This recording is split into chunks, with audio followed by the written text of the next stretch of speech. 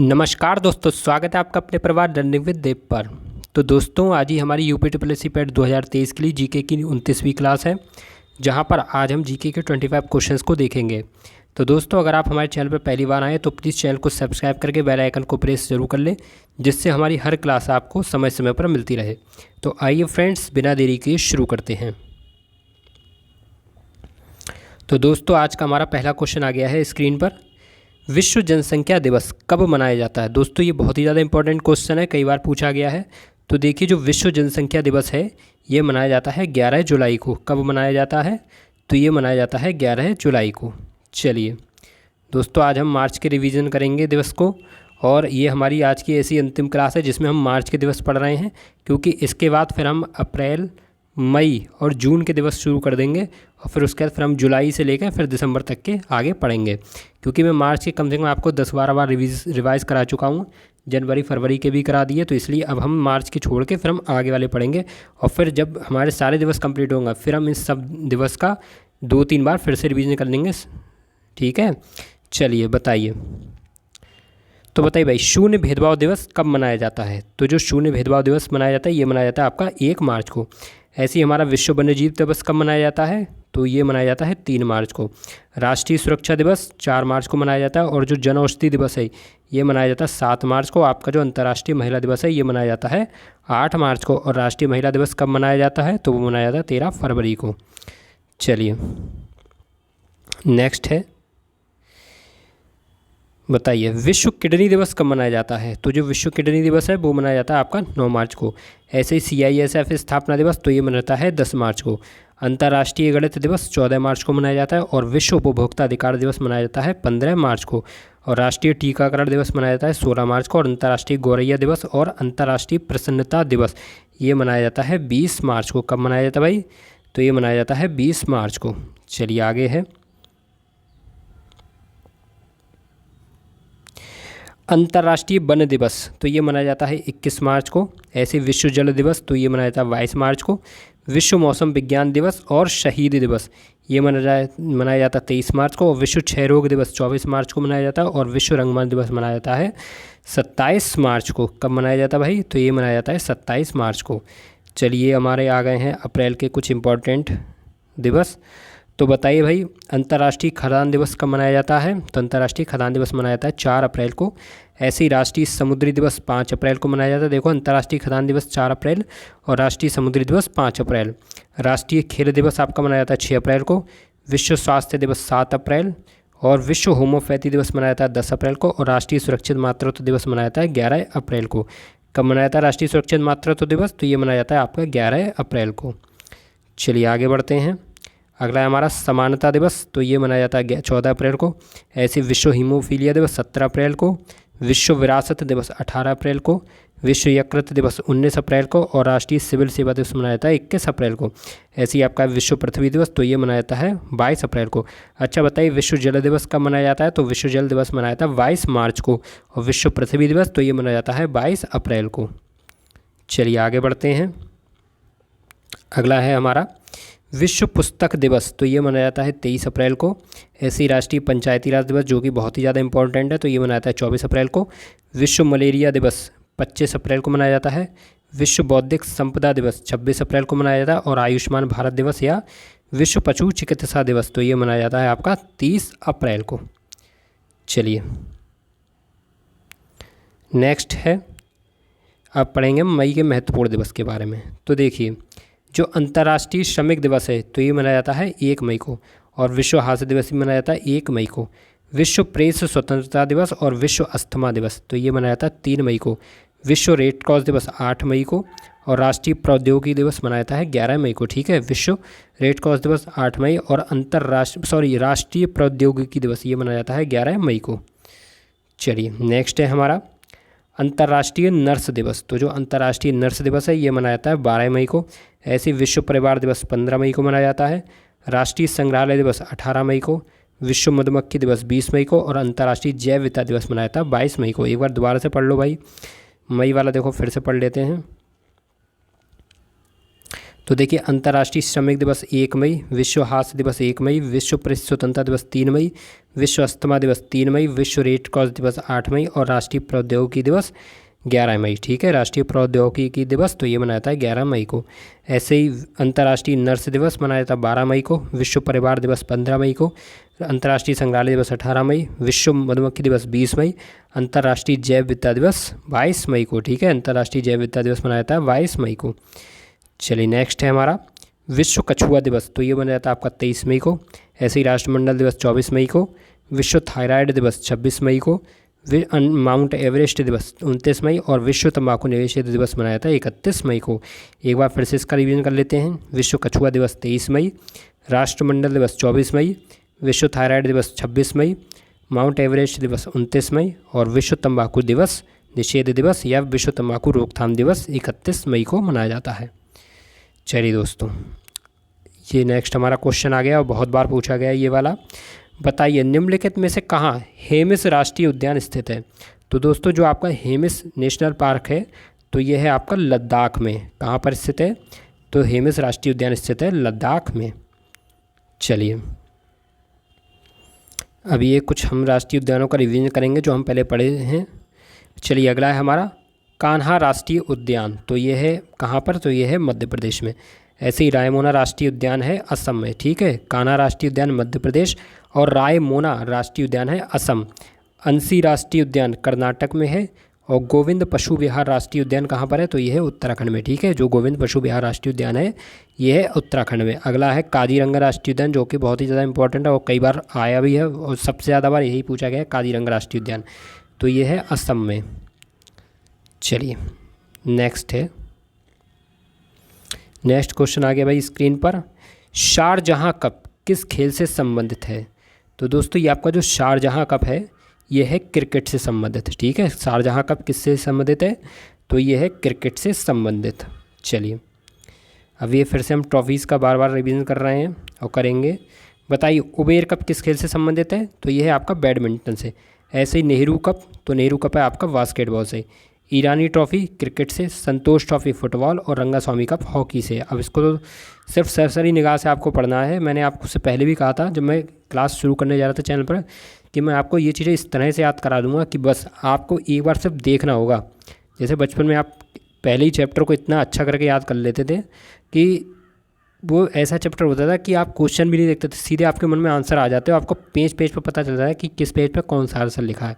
तो बिल्कुल इसी तरह से मैं आपको सब कुछ रटा दूंगा और आप देख भी रहे होंगे किस तरह से मैंने आपको जनवरी, फरवरी, मार्च, अप्रैल और मई तक के दिवस रटा दिए हैं। इसके आगे भी हम रटाएंगे। और ये जो ट्रॉफ़ी है ये तो कम से कम मुझे ऐसा लग रहा है 20 बार तो हम पढ़ ही चुके हैं। यही ट्रॉफ़ी बार बार हमने पढ़ी है और हम हर क्लास में आपको 6 नई ट्रॉफ़ी कराते हैं। एक तो क्वेश्चन में कराते हैं और 5 अगली कराते हैं, तो 5 इसमें नई मिलेंगी और बाकी ये जो जी आपकी सारी पुरानी आपकी रिवाइज़ हो रही हैं। चलिए बताइए भाई नारंग कप किस संबंधित है? तो ये है बैडमिंटन से। मैंने कहा था नहीं कि बैड पर नारंगी रंग की चादर है। अच्छा फेडरेशन कप, तो फेडरेशन कप का वॉलीबॉल से संबंधित है और पोलो से संबंधित है। ठीक है, फेडरेशन कप है वॉलीबॉल और पोलो से संबंधित। खेतान ट्रॉफी शतरंज से है, डेविस टेनिस और ध्यानचंद ट्रॉफी हॉकी से। ठीक है, ध्यानचंद ट्रॉफी किससे संबंधित है? तो ये है आपकी हॉकी से। चलिए बताइए रानी झांसी ट्रॉफ़ी किससे संबंधित है? तो रानी झांसी ट्रॉफ़ी है क्रिकेट से। ऐसे ही देवधर ट्रॉफ़ी भी क्रिकेट से है। बेटन कप हॉकी से है। दिलीप ट्रॉफ़ी क्रिकेट से है। आगा खां कप हॉकी से और राधा मोहन कप किससे है? तो ये है पोलो से। अच्छा बोस ट्रॉफ़ी किससे है? तो बोस ट्रॉफ़ी है क्रिकेट से। ठीक है, बोस ट्रॉफ़ी किससे संबंधित है? तो यह है आपकी क्रिकेट से संबंधित।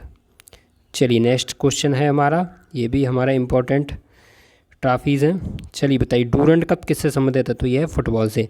ऐसी थॉमस कप, तो थॉमस कप है बैडमिंटन से। हाफमैन कप टेनिस से है। विलियम जोन्स कप बास्केटबॉल से। एजरा कप पोलो से और गुरु नानक प्रतियोगिता है आपकी हॉकी से संबंधित। ठीक है, गुरु नानक प्रतियोगिता किससे संबंधित है? तो ये है हॉकी से। चलिए फिर से एक बार देखते हैं। डूरंड कप फुटबॉल से है। थॉमस कप बैडमिंटन से। हॉफमैन कप टेनिस से है। विलियम जोन्स कप बास्केटबॉल से। एजरा कप पोलो से और गुरु नानक प्रतियोगिता है हॉकी से। ठीक है, गुरु नानक प्रतियोगिता किससे संबंधित है? तो ये है हॉकी से।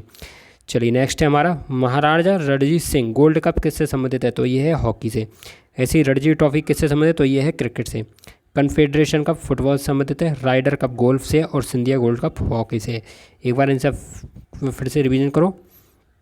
महाराजा Ranjit Singh gold cup hockey, Ranji trophy cricket, confederation cup football Ryder cup golf और सिंधिया गोल्ड कप हॉकी। ठीक है, सिंधिया गोल्ड कप हॉकी।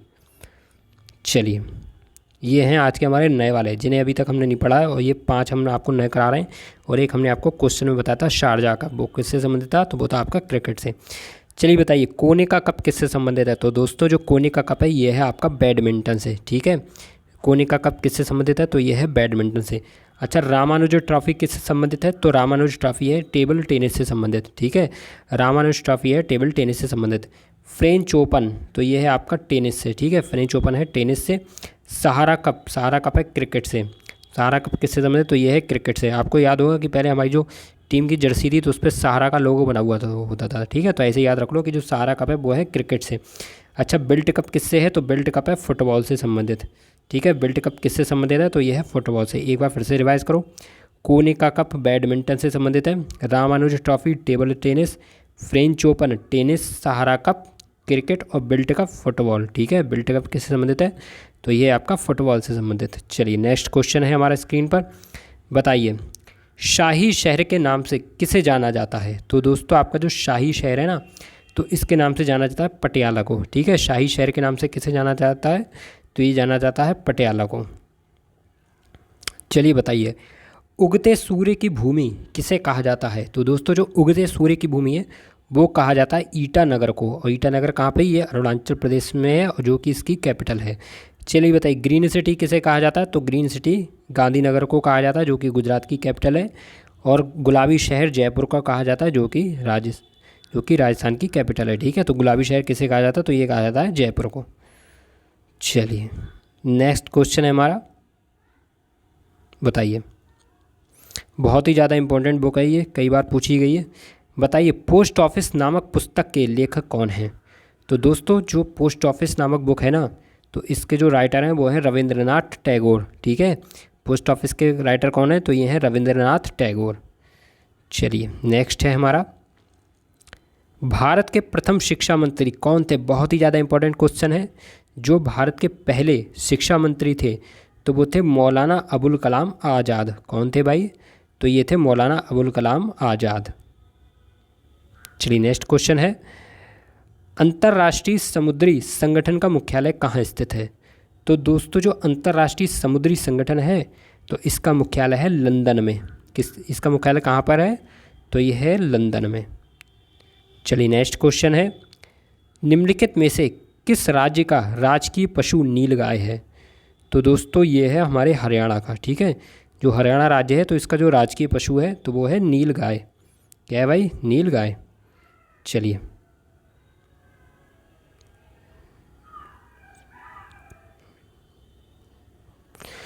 दोस्तों इसका रिवीजन करते हैं। बताइए, मध्य प्रदेश का राजकीय पशु क्या है, तो मध्य प्रदेश का राजकीय पशु है बारहसिंगा। ठीक है, उत्तर प्रदेश का बहुत ही इंपॉर्टेंट है क्योंकि ये हमारे यूपी से संबंधित है। तो यूपी का जो राष्ट्रीय पशु है वो भी बारहसिंगा है। ऐसे ही मध्य प्रदेश का राष्ट्रीय पशु भी बारहसिंगा है। उत्तराखंड का राष्ट्रीय पशु क्या है, तो ये है कस्तूरी मृग। ठीक है, और हरियाणा का हमने क्या पढ़ा था राष्ट्रीय पशु, तो वो है आपका नीलगाय। ठीक है, हरियाणा का नीलगाय, उत्तराखंड का कस्तूरी मृग, उत्तर प्रदेश का बारहसिंगा और मध्य प्रदेश का है बारहसिंगा। चलिए ये हमारा अगला क्वेश्चन आ गया स्क्रीन पर। बताइए, निम्नलिखित में से किस राज्य की राजकीय भाषा मलयालम है। तो दोस्तों भाषा वाले क्वेश्चन बहुत बार पूछे गए हैं, हमारे पैट पे भी पूछा जा चुका है पहले। तो देखिए जो केरल है हमारा ना, तो इस केरल राज्य की राजभाषा क्या है, राजकीय भाषा क्या है, तो वो है मलयालम। ठीक है, जो मलयालम किस राज्य की राजभाषा है, तो वो है केरल की। तो ये आपको याद रखना है। चलिए जानते हैं भाई। बताइए, उड़ीसा की राजकीय भाषा क्या है, तो वो है उड़िया। ठीक है, जो उड़ीसा की राजभाषा है वो है उड़िया। ऐसी तेलंगाना की है तेलुगु और झारखंड की है हिंदी। ठीक है, तेलंगाना की क्या राजभाषा, तो वो है तेलुगु और झारखंड की है हिंदी।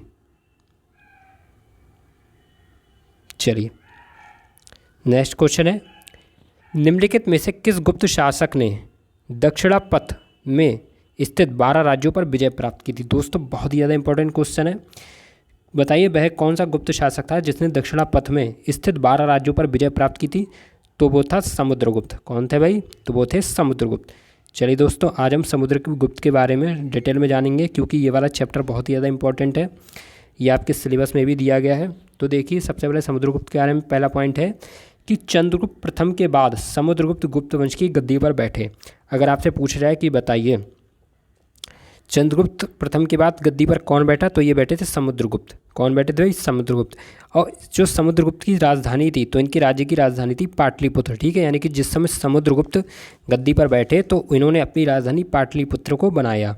अच्छा, चलिए आगे नेक्स्ट पॉइंट है, समुद्रगुप्त को 100 युद्धों का विजेता बताया गया है। ठीक है, समुद्रगुप्त को कितने युद्धों का विजेता बताया जाता है? तो समुद्रगुप्त को बताया था 100 युद्धों का विजेता। कितने युद्ध का विजेता? तो ये बताया जाता है इनको 100। चलिए, तो दोस्तों पहला हमने पॉइंट क्या पढ़ा है? तो हमने पहला पॉइंट पढ़ा है कि चंद्रगुप्त प्रथम के बाद समुद्रगुप्त गुप्त वंश की गद्दी पर बैठा। ठीक है, चंद्रगुप्त प्रथम के बाद समुद्रगुप्त गुप्त वंश की गद्दी पर बैठा और समुद्रगुप्त की जो साम्राज्य की राजधानी थी तो वो थी पाटलिपुत्र। ठीक है, पहले इसके साम्राज्य की राजधानी क्या थी? तो इनके साम्राज्य की राजधानी थी पाटलिपुत्र और इन्हें 100 युद्धों का विजेता बताया गया है। ठीक है, जो समुद्रगुप्त हैं इनको 100 युद्धों का विजेता बताया गया है। चलिए, और इन्हें भारत का नेपोलियन भी कहा जाता। तो ये वाला पॉइंट बहुत ज़्यादा इंपॉर्टेंट कि बताइए निम्नलिखित में से किस शासक को भारत का नेपोलियन भी कहा जाता है? तो वो कहा जाता है समुद्रगुप्त को। और बौद्ध विद्वान वसुबंधु समुद्रगुप्त के दरबार में रहते थे। ये बहुत ही ज़्यादा इंपॉर्टेंट पॉइंट है। ये आपसे पूछा जाए कि बताइए कौन सा बौद्ध विद्वान समुद्रगुप्त के दरबार में रहते थे, या बौद्ध विद्वान वसुबंधु किसके दरबार में रहा करते थे? तो वो रहते थे समुद्रगुप्त के दरबार में। और अगला पॉइंट है हमारा, समुद्रगुप्त ने कविराज की उपाधि धारण की थी। ये मैंने आपको पहले ही पढ़ाया था कि समुद्रगुप्त ने कविराज की उपाधि धारण की थी। अब हमारा नेक्स्ट पॉइंट है कि समुद्रगुप्त के दरबारी कवि हरिशेन थे। बहुत ही ज़्यादा इंपॉर्टेंट पॉइंट है। आपसे पूछा है कि बताइए समुद्रगुप्त के दरबारी कवि कौन थे? तो वो थे हरिशेन। ठीक है, हरिशेन किसके दरबारी कवि थे? तो ये समुद्रगुप्त के दरबारी कवि थे। इन्होंने प्रयाग प्रशस्ति लेख की रचना की थी। किसने? हरिशेन ने। हरिशेन ने प्रयाग प्रशस्ति लेख की रचना की थी। और समुद्रगुप्त ने अश्वमेध यज्ञ भी करवाया था। ठीक है, किस गुप्त शासक द्वारा अश्वमेध यज्ञ करवाया गया? तो वो कराया गया समुद्रगुप्त के द्वारा। और इसने अश्वमेध कर्ता, परम भागवत और परम विक्रमांक की उपाधि धारण की थी। ठीक है, ये समुद्रगुप्त की 3 उपाधियाँ, अश्वमेध कर्ता, परम भागवत और परम विक्रमांक। और गुप्त वंश की स्वर्ण मुद्राओं को दीनार कहा जाता था। तो ये भी आपको याद रखना है कि भाई गुप्त वंश की स्वर्ण मुद्राओं को क्या कहा जाता था? तो इन्हें कहा जाता था दीनार। चलिए, नेक्स्ट क्वेश्चन है हमारा, अकबर की सफल भू राजस्व प्रणाली का श्रेय उनके किस दरबारी को दिया जाता है? तो दोस्तों अकबर की जो सफल भू राजस्व प्रणाली का श्रेय है तो वो दिया जाता है टोंडरमल को। किसको दिया जाता है? तो ये दिया जाता है टोंडरमल को। चलिए, नेक्स्ट क्वेश्चन है, और ये वाला क्वेश्चन पिछली साल भी पूछा गया था यूपीएससी पैट 2022 में। बताइए विश्व को कुल कितने टाइम जोनों में बांटा गया है? तो दोस्तों जो टाइम जोन है ये पूरे हैं 24। ठीक है, हमारी जो पृथ्वी है इसको पूरे 24 टाइम जोनों में बांटा गया है। तो दोस्तों ये टाइम जोन है क्या? तो देखिए, अगर बात की जाए भाई भारत के टाइम जोन की, तो देखो जो भारत का जो टाइम जोन का निर्धारण है वो 82.5 डिग्री पूर्वी देशांतर से किया जाता है। देखो टाइम जोन होता क्या है? तो टाइम जोन किसी देश का एक मानक समय होता है। ठीक है, किसी देश का जो समय होता है वो जिस क्षेत्र से निर्धारित होता है तो उसे टाइम जोन कहा जाता है। तो अब भारत का जो टाइम जोन का निर्धारण कहाँ से किया जाता है? तो वो किया था 82.5 डिग्री पूर्वी देशांतर से। और ये कहाँ पर है? तो ये पड़ता है आपके प्रयागराज जिले के नैनी जनपद में। ठीक है, प्रयागराज में एक जगह है नैनी, प्रयागराज में एक जगह है नैनी, तो ये नैनी में पड़ता है आपका टाइम जोन भारत का। ठीक है, यहीं से भारत का जो समय है उसका निर्धारण किया जाता है। चलिए, नेक्स्ट है कि विश्व में सर्वाधिक टाइम जोन कहाँ पर है? तो वो है फ्रांस में, और इनकी कुल संख्या कितनी है? तो 12। ठीक है, विश्व में सर्वाधिक टाइम जोन फ्रांस में है जिनकी कुल संख्या 12 है। कितनी है भाई? 12। नेक्स्ट क्वेश्चन है हमारा, विश्व स्वास्थ्य संगठन के अनुसार एक नगर के लिए सुरक्षित ध्वनि प्रदूषण स्तर कितना है? दोस्तों ये पहले भी यूपीएससी की तरफ से पूछा जा चुका है ये वाला क्वेश्चन, तो इसको आप याद रखो कि जो विश्व स्वास्थ्य संगठन है इसके अनुसार एक नगर के लिए जो सुरक्षित ध्वनि प्रदूषण स्तर है वो है 45 डेसिबल। कितना है भाई? 45 डेसिबल। चलिए, नेक्स्ट क्वेश्चन है हमारा, प्रायद्वीप भारत में पश्चिम की ओर बहने वाली सबसे बड़ी नदी कौन सी है? तो दोस्तों जो प्रायद्वीप भारत में पश्चिम की ओर बहने वाली सबसे बड़ी नदी है वो है नर्मदा नदी। ठीक है, कौन सी नदी? नर्मदा नदी। और अगर बात की जाए कि प्रायद्वीप भारत में पश्चिम की ओर बहने वाली दूसरी यानी कि सेकंड सबसे बड़ी नदी कौन सी है? तो वो है आपकी तापी नदी। ठीक है, तो पहली नदी कौन सी होगी? नर्मदा नदी, और दूसरी है तापी नदी। चलिए, नेक्स्ट क्वेश्चन है हमारा, निम्नलिखित में से किस पर्वत को सह्याद्री कहा जाता है? दोस्तों बहुत ही ज़्यादा इंपॉर्टेंट क्वेश्चन है ये वाला, आपसे ये इस टाइप के क्वेश्चन आपसे पूछे जाएंगे क्योंकि आपके इस सिलेबस में भी दिए गए हैं। तो दोस्तों ये कहा जाता है पश्चिमी घाट पर्वत को, ठीक है, पश्चिमी घाट पर्वत को सह्याद्री भी कहा जाता है। किसको कहा जाता है? पश्चिमी घाट पर्वत को सह्याद्री भी कहा जाता है। तो दोस्तों अगर बात की जाए पश्चिमी घाट पर्वत की, तो इसका जो विस्तार है वो है गुजरात से लेकर कन्याकुमारी तक, ठीक है, यानी कि जो पश्चिमी घाट पर्वत है ये गुजरात से लेकर कन्याकुमारी तक विस्तृत है। और इस क्षेत्र की जो औसत ऊंचाई है वो है 1000 से लेकर 1300 मीटर। कितनी ऊंचाई है इसकी? तो वो है 1000 से लेकर 1300 मीटर। और इसकी प्रमुख चोटी आपको याद रखनी है, तो एक तो है हरिश्चंद्र, कालसुबाई और महाबलेश्वर। अगर आपसे पूछ रहे हैं कि बताइए हरिश्चंद्र, कालसुबाई और महाबलेश्वर किस घाट पर्वत की ऊंची चोटी है? तो वह है पश्चिमी घाट पर्वत की। किसकी भाई? पश्चिमी घाट पर्वत श्रृंखला की। चलिए नेक्स्ट क्वेश्चन है हमारा, राजस्थान में खेतड़ी परियोजना किसके उत्पादन के लिए प्रसिद्ध है? तो दोस्तों ये वाला क्वेश्चन पिछली साल ही पूछा गया था, शायद पिछली साल पूछा गया था ना, ये पूछा गया होगा 2021 वाले में पूछा गया था, मुझे याद आ रहा है। ये आपका हुआ था शायद 24 अगस्त को, 24 अगस्त की फर्स्ट शिफ्ट में पूछा गया था 2021 में। तो जो खेतड़ी परियोजना है दोस्तों ये तांबे के उत्पादन के लिए प्रसिद्ध है, ठीक है। किसके लिए प्रसिद्ध है? तो ये तांबे के उत्पादन के लिए। चलिए नेक्स्ट क्वेश्चन आ गया है और ये तो बहुत ही ज़्यादा इंपॉर्टेंट क्वेश्चन है, कई यूपी की जो भी परीक्षा है उनमें मैंने इस क्वेश्चन को देखा था। तो बताइए गरीबी हटाओ का जो नारा है ये किस पंचवर्षीय योजना काल में दिया गया था? यानी कि कौन सी पंचवर्षीय योजना में गरीबी हटाओ का नारा दिया गया था? तो ये दिया गया था भाई 5वीं पंचवर्षीय योजना में, ठीक है। कौन सी पंचवर्षीय योजना थी जिसमें गरीबी हटाओ का नारा दिया गया था? तो वो थी आपकी 5वीं पंचवर्षीय योजना। चलिए अब नेक्स्ट क्वेश्चन है हमारा, the imperial bank of India का राष्ट्रीयकरण के बाद क्या नाम दिया गया? तो दोस्तों जो पहले इम्पीरियल बैंक ऑफ इंडिया थी, तो जब उसका राष्ट्रीयकरण कर दिया गया तो उसे नाम दिया गया भारतीय स्टेट बैंक, यानी कि आज की जो हमारी SBI बैंक है ना, इसको राष्ट्रीयकरण से पहले the imperial bank of India के नाम से भी पुकारा जाता था। चलिए भाई बात करते हैं इसकी। तो देखिए जो the imperial bank of India का राष्ट्रीयकरण है तो ये किया गया था 1 जुलाई 1955 को। कब किया गया था राष्ट्रीयकरण? 1 जुलाई 1955 को। और the imperial bank of India का राष्ट्रीयकरण के बाद नाम परिवर्तित करके रख दिया गया भारतीय स्टेट बैंक। और इसका हेडक्वार्टर कहाँ पर है दोस्तों? तो जो हमारी इस समय जो SBI है तो इसका हेडक्वार्टर है मुंबई में। कहाँ पर है हेडक्वार्टर? तो इसका हेडक्वार्टर है मुंबई में। चलिए नेक्स्ट क्वेश्चन है, बंदी प्रत्यक्षीकरण भारतीय संविधान के किस भाग से संबंधित है? तो दोस्तों जो बंदी प्रत्यक्षीकरण है ना ये है आपके मौलिक अधिकार से संबंधित। किस संविधान में है वो? ये संविधान के किस भाग में है? तो ये है मौलिक अधिकार में। चलिए जानते हैं इसके बारे में। तो देखिए बंदी प्रत्यक्षीकरण का शाब्दिक अर्थ होता है शरीर को प्रस्तुत करना, ठीक है, शरीर को प्रस्तुत करना। देखिए मैं आपको इसके लिए विस्तार से थोड़ा समझा देता हूँ, ध्यान से सुनिए।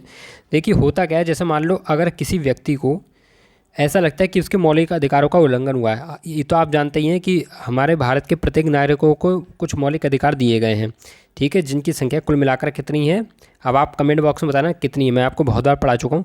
फिलहाल मैं आपको इतना बता रहा हूँ कि जो मौलिक अधिकार हमारे नागरिकों को दिए गए हैं, तो अगर मान लो किसी व्यक्ति को ऐसा लगता है कि उसका किसी भी कारणवश या किसी प्रकार से किसी भी उसके मौलिक अधिकार का उल्लंघन हुआ है तो वह इसके लिए न्यायालय जा सकता है, ठीक है। अब वो क्या हो करेगा? तो वो अनुच्छेद 32 के तहत उच्चतम न्यायालय जाएगा, यानी कि सुप्रीम कोर्ट जाएगा, और अनुच्छेद 226 के तहत उच्च न्यायालय को जाएगा। क्यों जाएगा? क्योंकि मूल अधिकारों के उल्लंघन पर रिट जारी करने के लिए उसे शक्ति प्रदान दी गई है, ठीक है। तो ये आपको याद रखना है, ये वाला कई बार आर्टिकल पूछे गए। आर्टिकल 32 और अनुच्छेद 226 है क्या कि अनुच्छेद 32 के तहत उच्चतम न्यायालय और अनुच्छेद 226 के तहत उच्च न्यायालय को मूल अधिकारों के उल्लंघन पर रिट जारी करने की शक्ति प्रदान कर दी गई है। और ये जो रिट है ना ये 5 प्रकार की होती है, जिसमें होती है बंदी प्रत्यक्षीकरण, परमादेश, प्रतिषेध, उत्प्रेषण और अधिकारपेक्षा। तो होता क्या है, जैसे मान लीजिए किसी व्यक्ति को अवैध रूप से किसी अधिकारी द्वारा या कर्मचारी द्वारा क्या करते हैं, अवैध रूप से उसे बंदी बना लिया गया है, ठीक है। और उस व्यक्ति को लगता है कि उसे गलत तरीके से बंदी बनाया गया है, जबकि वह उसने कोई अपराध नहीं किया, फिर भी उसे बंदी बना लिया गया है। तो वो क्या करेगा? अनुच्छेद 32 के तहत अपनी याचिका उच्चतम न्यायालय में डाल सकता है, अनुच्छेद 226 के तहत हाई कोर्ट में डाल सकता है, ठीक है, यानी कि अनुच्छेद 32 के तहत सुप्रीम कोर्ट में और अनुच्छेद 226 के तहत हाई कोर्ट में। तो वो मूल अधिकारों के उल्लंघन होने पर मूल अधिकारों के उल्लंघन होने पर अपनी याचिका डाल सकता है। तो ये होता है बंदी प्रत्यक्षीकरण। फिर क्या करेगा? न्यायालय उस बंदी प्रत्यक्षीकरण के दौरान वो एक रिट जारी कर देगा जिसका नाम है बंदी प्रत्यक्षीकरण। ठीक है, कौन सी रिट जारी कर देगा? बंदी प्रत्यक्षीकरण, जिसका अर्थ होता है शरीर को प्रस्तुत करना, यानी कि उस व्यक्ति को जिसको अवैध रूप से बंदी बनाया गया है, तो ये उस अधिकारी को दी जाएगी कि उस व्यक्ति को जिसे तुमने बंदी बनाया इसको तुम मेरे पास समक्ष प्रस्तुत करो। अब चाहे वो उच्चतम न्यायालय में हो या उच्च न्यायालय में, तो जहाँ भी उसने याचिका डाली होगी वो न्यायालय उसे बुलाएगा और फिर वहाँ से पूछा जाएगा कि बताइए तुमने किस अधिकार से इस व्यक्ति को बंदी बनाया है, और उस व्यक्ति से पूछा जाएगा कि हाँ आपको किस कारण से इन्होंने बंदी बनाया। तो ये होता है बंदी प्रत्यक्षीकरण। ठीक है, ये रिट होती है जो न्यायालय द्वारा जारी की जाती है। तो अब तो आप समझ गए कि कितने प्रकार की रिट होती है। तो ये होती है बंदी प्रत्यक्षीकरण, परमादेश, प्रतिषेध, उत्प्रेषण और अधिकार परीक्षण। तो ये कुल मिलाकर 5 प्रकार की रिटें होती हैं। चलिए नेक्स्ट है हमारा, बताइए घाव का अध्ययन क्या कहलाता है? तो दोस्तों जो घाव का अध्ययन है तो इसको कहा जाता है ट्रोमेटोलॉजी। ठीक है, घाव के अध्ययन को क्या कहा जाता है? तो भाई घाव के अध्ययन को ट्रोमेटोलॉजी कहा जाता है। चलिए जानते हैं भाई, बताइए मानव सौंदर्य के अध्ययन को क्या कहा जाता है? तो दोस्तों जो मानव सौंदर्य का अध्ययन है इसको कहा जाता है कैलोलॉजी। ठीक है, मानव सौंदर्य के अध्ययन को कैलोलॉजी कहा जाता है। और कैंसर के अध्ययन को कहा जाता है ओंकोलॉजी। ठीक, कैंसर के अध्ययन को क्या कहा जाता है? तो कैंसर के अध्ययन को कहा जाता है ओंकोलॉजी। और त्वचा के अध्ययन को कहा जाता है डर्मेटोलॉजी। तो ये भी आपको याद रखना है, बहुत ही ज़्यादा इंपॉर्टेंट है, मैं आपसे पहले भी कह चुका हूँ। चलिए नेक्स्ट है हमारा, मधुशाला किसकी रचना है? तो दोस्तों जो मधुशाला है ये है भाई हरिवंश राय बच्चन की। ठीक है, ये किसकी रचना है? तो ये है हरिवंश राय बच्चन की। चलिए नेक्स्ट क्वेश्चन है, निम्नलिखित में से किससे उस्ताद जाकिर हुसैन का संबंध है? तो दोस्तों जो उस्ताद जाकिर हुसैन है इनका संबंध है तबला से। ठीक है, क्योंकि ये एक तबला वादक हैं।